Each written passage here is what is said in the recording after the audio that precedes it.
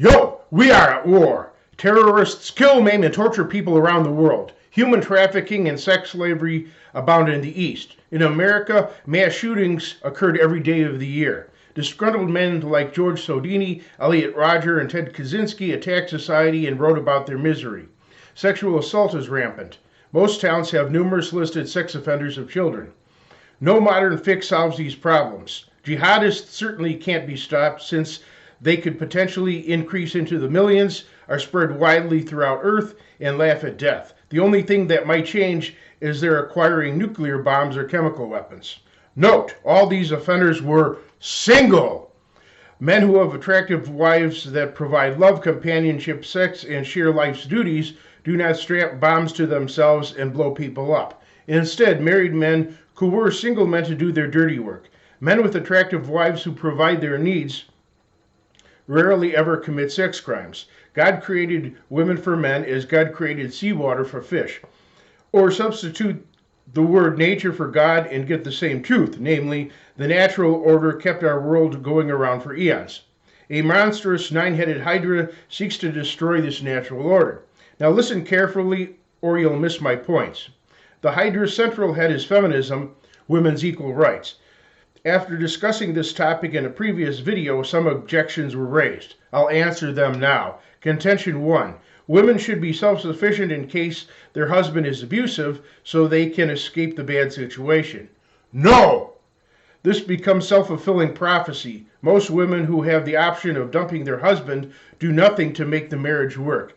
Instead, women who must face a lifetime commitment tend to do everything to make it work. It was the job of religious institutions and the community to help needy women, while other men punished abusive husbands. Chivalry. They did a better job than modern women's attempts at self-sufficiency. Contention 2. In this day, both parents must work. Therefore, women should have full-time jobs. No! Some people must snort cocaine to function. Since that's so, radical leftists might want to issue them cocaine. Instead, the solution is kicking their addiction. By kicking our addiction to materialism, we'd be satisfied and thrive by one income alone. Besides, women working floods the market and causes wages to drop. I'll explain other ways to easily reinstate the one-income family very shortly. Contention 3. Some women must be breadwinners since their husband can't hold a job for whatever reason. Yet that's an exception to the rule. Most men can hold a job, and women taking men's jobs often causes men's unemployment. Though some brilliant and virtuous women would benefit from being allowed to do what they can, allowing exceptions causes everyone to demand those exceptions. Therefore, exceptions cannot be allowed. Fair laws exist for the majority's best interests. Those outside the majority must make adjustments. Allowing exceptions to men as breadwinners open the floodgates to destroying the natural order.